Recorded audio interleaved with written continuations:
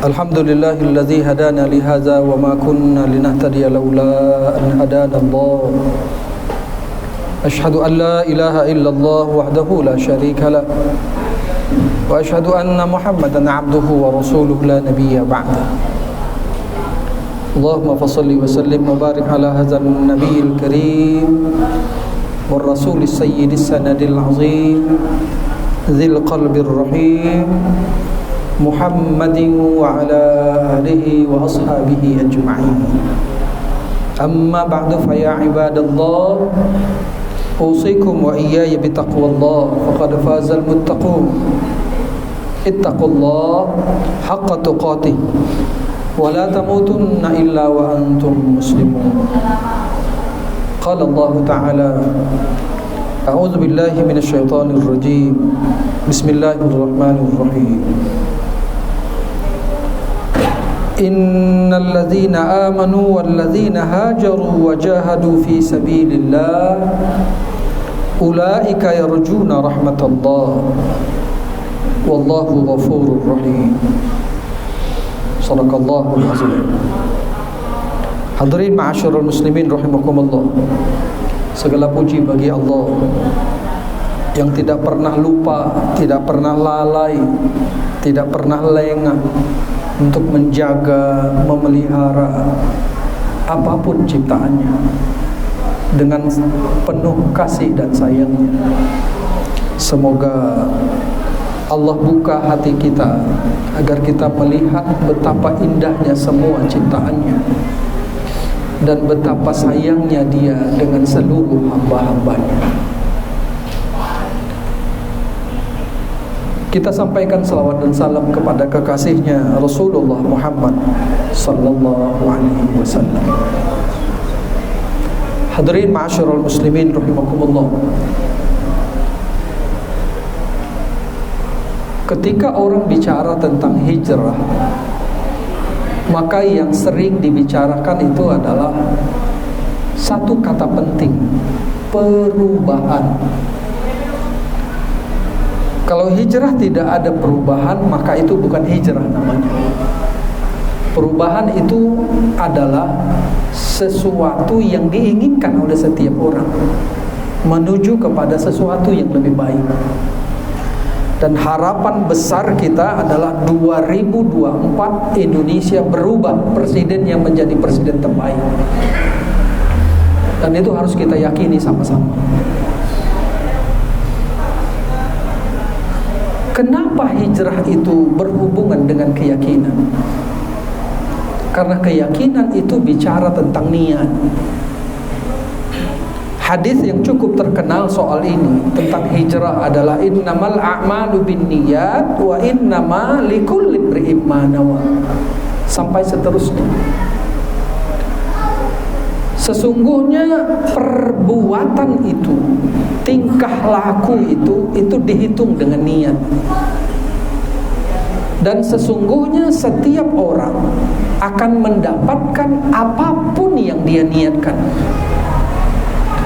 Hadirin, hadis ini dipahami oleh semua ustaz, dipahami oleh semua ahli agama.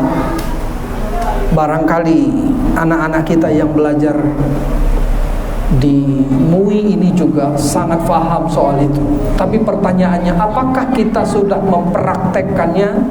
Tunggu dulu. Karena selama ini kita hanya mengetahui bahwa niat itu adalah sesuatu yang penting untuk ibadah saja. Semua fikih bicara itu. Kalau fikih bicara niat, maka nanti pembicaraannya adalah bagaimana niat dalam sholat, bagaimana niat dalam puasa, bagaimana niat dalam ibadah-ibadah yang lain. Dan barangkali tidak pernah ada seorang guru, seorang ustadz, seorang dosen yang bicara bagaimana niat supaya rumah itu kita punya dan itu kita dapat. Ketika orang bicara, itu soal dunia. Loh, siapa bilang niat itu tidak bicara dunia? Faman kana hijratuhu ila dunya yusibuha aw imra'atin yankihuha aw yatazawwaja fa hijratuhu ma hajara ilaihi. Hadis ini harusnya dipahami bahwa niat itu juga bisa dipakai untuk persoalan dunia, bukan hanya persoalan akhirat.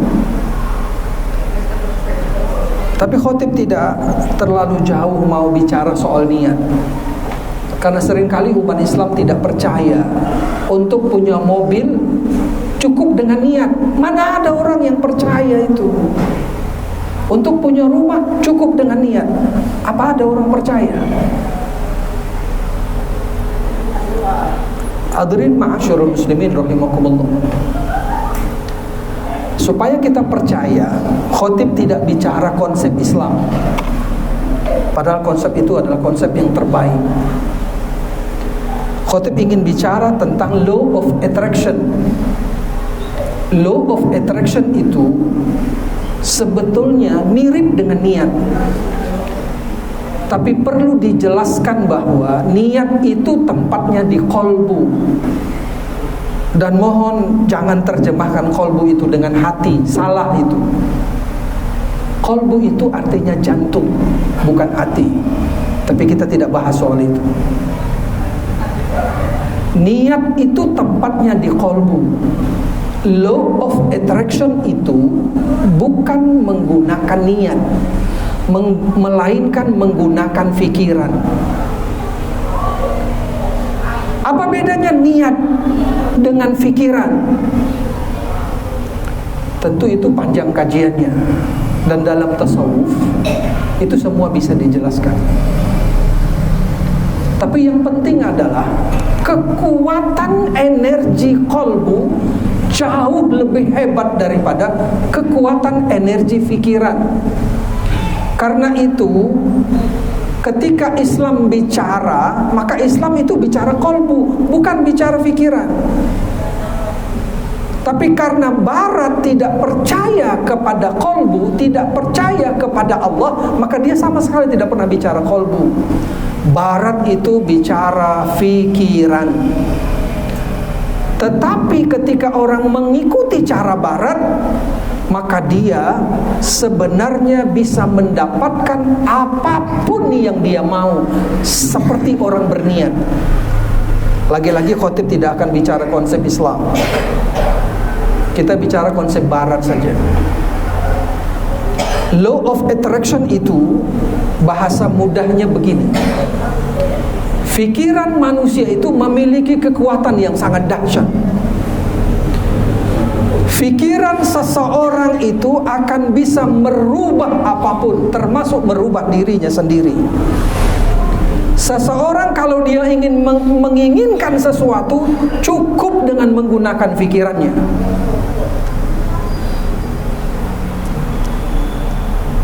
Mohon maaf, selama ini dalam benak kita, kalau orang tidak berusaha maka dia tidak akan pernah mendapatkan apa-apa.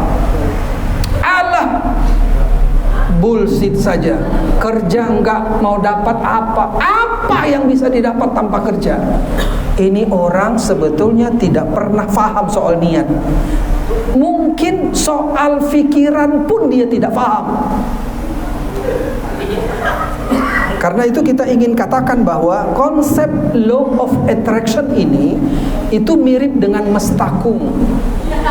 Mestakung itu adalah satu konsep tentang semesta mendukung. Semesta mendukung itu artinya apapun yang kita mau, maka kita curahkan energi. Energi apa? Pikiran. Energi pikiran kita untuk mencapai itu. Maka nanti alam semesta akan memberikan energinya buat kita supaya yang kita inginkan itu dapat. Jadi, bisakah seseorang mendapatkan sesuatu melalui pikirannya? Jawabannya bisa.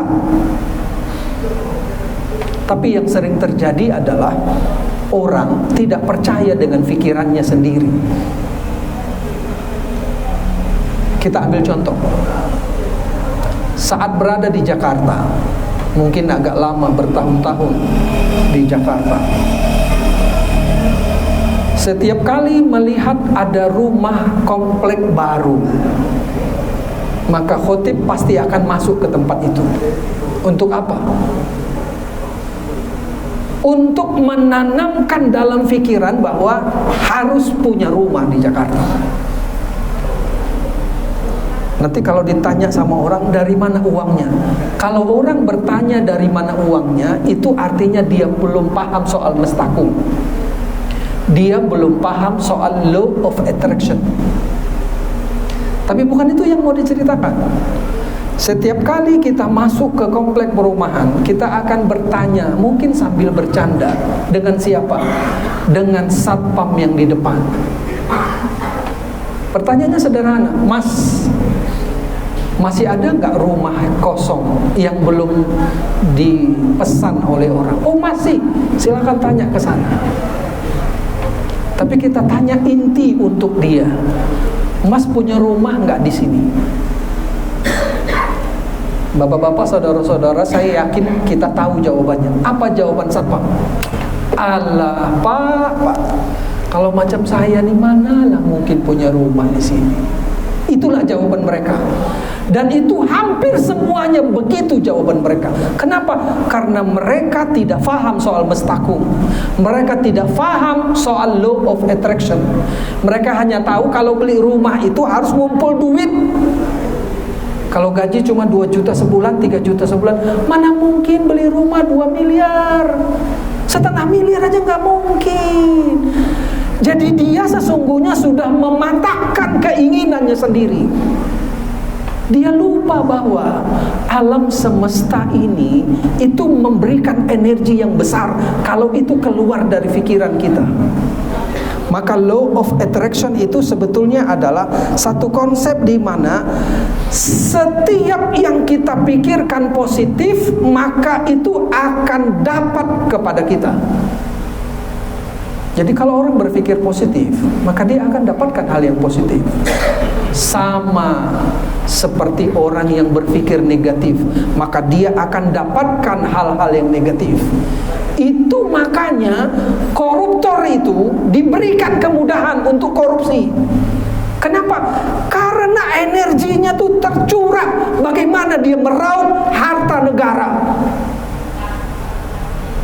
Lalu alam membuka peluang untuk dia korupsi. Yes. Kenapa? Karena pikirannya itu pikiran kotor, pikiran negatif. Kalau dia berpikiran negatif, maka yang dia dapat pasti yang negatif. Tapi kalau saya bicara tentang negatif di masjid ini, itu mustahil. Maka saya ajak bapak-bapak, saudara-saudaraku yang mulia, ayolah kita berpikir yang positif. Tariklah energi positif, keluarkan itu dari pikiran kita, bahwa kita akan dapatkan sesuatu melalui pikiran kita. Karena itu khotib ingin ingatkan dengan sebuah pertanyaan. Bisakah kita mendapatkan kesembuhan dari penyakit kita dengan meyakini bahwa kita akan sembuh tanpa obat? Coba tanya 3.000 orang di Medan ini, ada yang yakin? Belum tentu satu orang pun yang bisa meyakini itu. Kenapa? Karena selama ini dalam benak kita, kalau tidak makan obat, jangan harap bisa sembuh. Kalau tidak kerja, jangan harap bisa makan. Jangan harap bisa punya sesuatu. Law of attraction itu dipopulerkan oleh Michelle J. Loser and Rhonda Byrne. Secara ilmiah, law of attraction itu menunjukkan bahwa manusia adalah pencipta masa depannya dengan kekuatan pikiran dan perasaannya. Apakah itu kemudian kita menyaingi Tuhan? Oh tidak, tidak. Tidak. Coba lihat bagaimana cara kerjanya. Bagaimana mempraktekkan law of attraction dalam diri kita. Yang pertama, senantiasa bersyukur atas apa yang sudah kita punya. Kelemahan kita selama ini adalah kita jarang menunjukkan syukur. Orang yang terbiasa dapat 30 juta satu bulan, begitu dia dikasih 1 juta, dia akan bilang, alah 1 juta, dapat apa? Khotib yang biasa dapat sekian, tapi begitu turun ke bawah, dia akan lempar jadwal itu ke orang lain. Cek kalau tidak percaya. Kenapa? Kecil di situ, walah. Kenapa? Karena orang ini jarang bersyukur kepada Allah. Orang yang tidak pernah bersyukur pada hal-hal yang kecil, jangan harap dia akan bersyukur pada hal-hal yang besar. Dan orang kalau dia tidak pernah bersyukur pada apa yang dia terima, maka jangan pernah dia berharap dekat kepada Sang Pemberi. Harusnya berapapun yang kita terima, itu kita syukuri.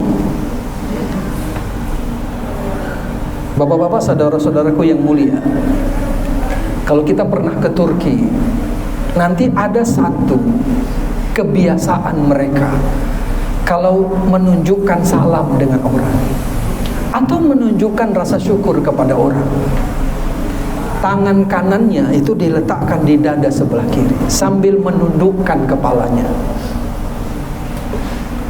Dan itu dipraktekkan di sebuah sekolah Islam di daerah Tuasan, tidak jauh dari masjid ini. Kenapa harus begitu? Karena kita adalah penerima, pemberinya adalah Allah. Kalau kita penerima, jangan sok paten tidak mau bersyukur kepada Sang Pemberi. Semuanya itu milik Allah. Konsepnya syukur itu adalah menerima apapun yang datang dari Allah, sakit atau sehat. Jadi kalau ada orang yang sakit lalu ditanya oleh orang, gimana Pak kabarnya?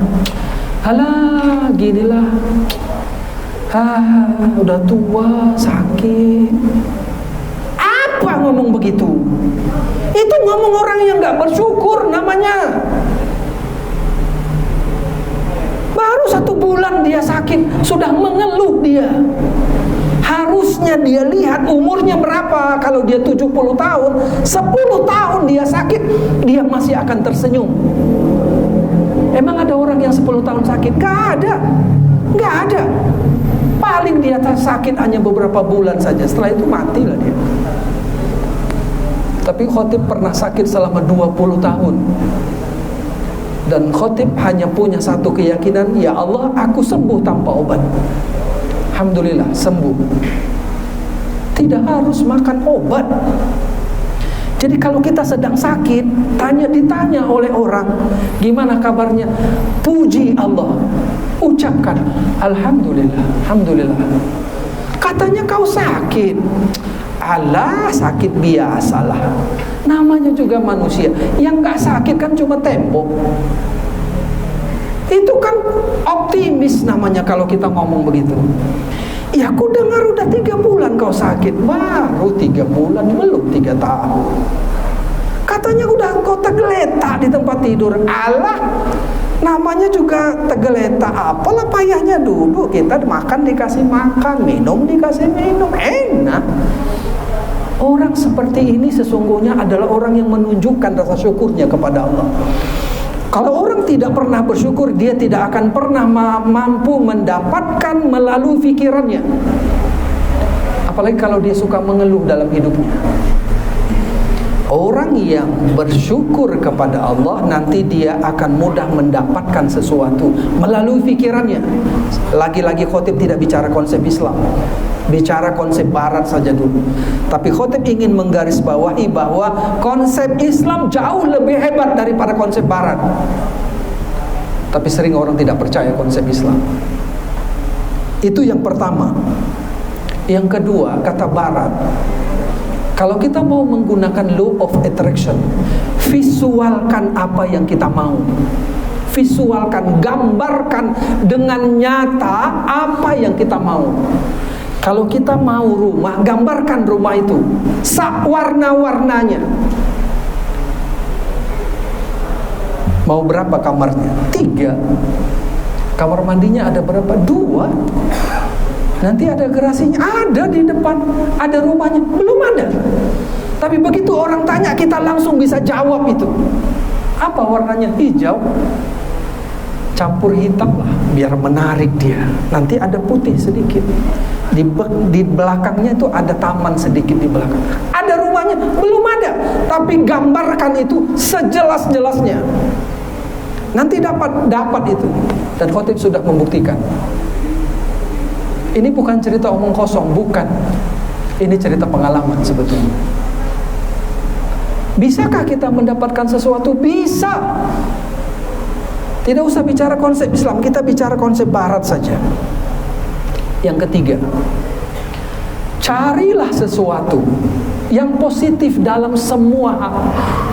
Jangan cari negatifnya. Jadi kalau kita lihat orang, Allah si fulan pelitnya luar biasa itu. Jangan lihat pelitnya. Pelit itu biarlah jadi sifat buruk dia. Cari sifat baik dalam diri. Apa sifat baiknya? Kalau dia itu, kalau aku diajaknya makan, gak pernah dia mau aku yang bayar. Selalu dia yang bayar.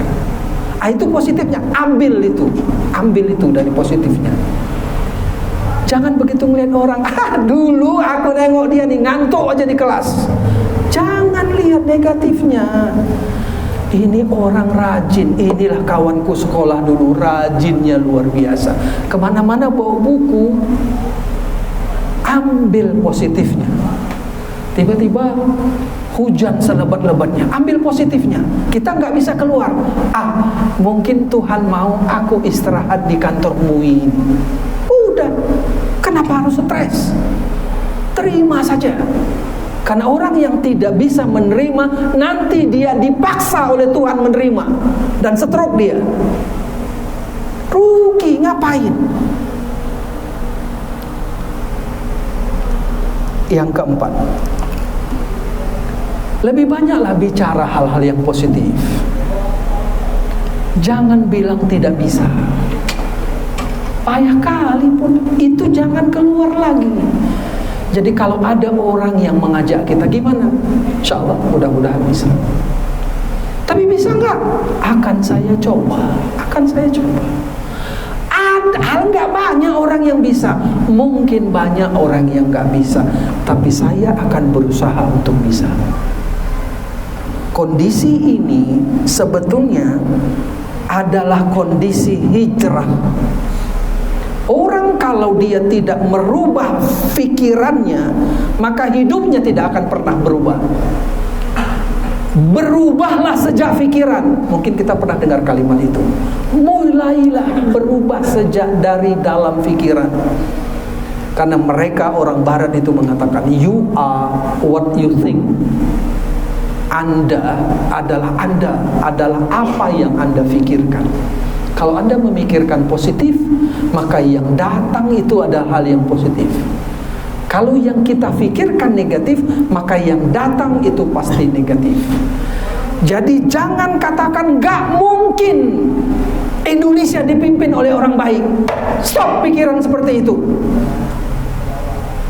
Kita pikirkan dengan jelas bahwa nanti Indonesia akan dipimpin oleh orang soleh. Tapi gak punya uang. Siapa bilang uang yang menentukan? Tidak seharusnya begitu. Ya tapi ada 10 cacing, 9 cacing di sana. Ngapain harus disebut naga? Terlalu besar itu.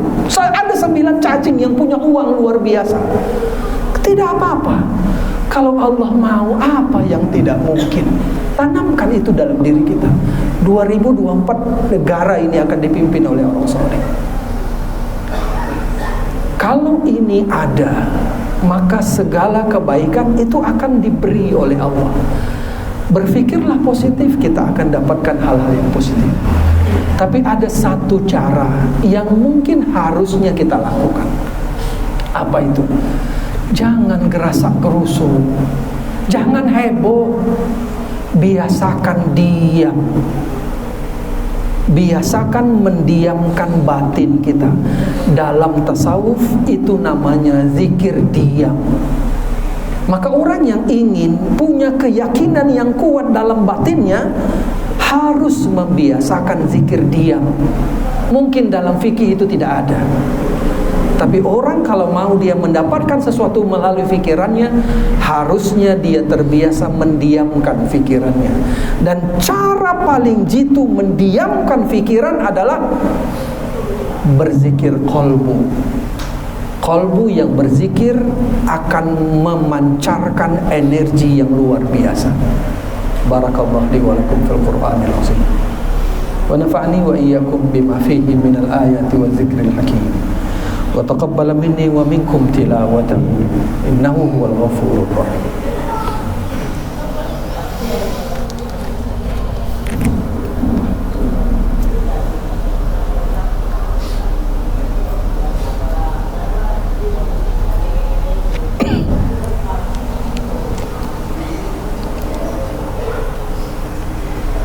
Alhamdulillah. Alhamdulillahil ahadis samad alladzi lam yalid wa lam yulad wa lam yakul lahu kufuwan ahad. Asyhadu an la ilaha illallah wahdahu la syarika lah. Wa asyhadu anna Muhammadan abduhu wa rasuluhu la nabiyya ba'da. Allahumma fashalli wa sallim wa barik ala hadzal nabiyil karim wa ala alihi wa sahbihi ajma'in. Amma ba'du fa ya ibadallah usikum wa iyaya bitaqwallah faqad fazal muttaqun ittaqullah haqqa tuqatih wa la tamutunna illa wa antum muslimun. Qala Allah ta'ala a'udzu billahi minasy syaithanir rajim. Bismillahirrahmanirrahim. Innal ladzina amanu wal ladzina hajaru wa jahadu fi sabilillahi ulaika yarjuna rahmatallah wallahu ghafurur rahim. Sesungguhnya orang-orang yang beriman, orang-orang yang berhijrah, dan orang-orang yang berjihad di jalan Allah, mereka itu mengharapkan rahmat kasih sayang Allah. Dan Allah Maha Pengampun lagi Maha Penyayang. Al-Baqarah 218. Innallaha wa malaikatahu yusalluna 'alan nabi ya ayyuhalladzina amanu sallu 'alaihi wa sallimu taslima. Allahumma salli ala Muhammad wa ala ali Muhammad kama sallaita ala Ibrahim wa ala ali Ibrahim wa barik ala Muhammad wa ala ali Muhammad kama barakta ala Ibrahim wa ala ali Ibrahim fil alamin innaka Hamidum Majid. Wa radallahu 'anil khulafa'il arba' wa ala alihi wa ashabihi ajma'in. Allahumma ighfir lana dhunubana wa liwalidina warhamhum kama rabbawna shighara wa li jami'il muslimina wal muslimat wal mu'minina wal mu'minat al ahya'i minhum wal amwat bi rahmatika ya arhamar rahimin.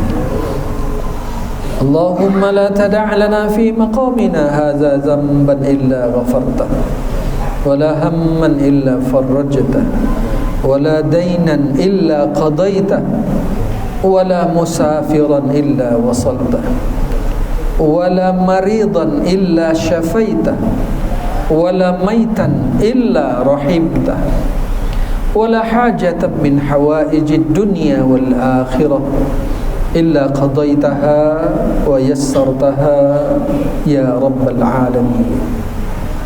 Allahumma anzilir rahmata wal maghfirata was sihhata wal barakata alaina wa ala ahlina wa ala ahli hadhihi al jamaah rahmatan tammatan mustamirratad dawam ala mamarril layali wal ayyam bi syafaati sayyidil anam ya dzal jalali wal ikram.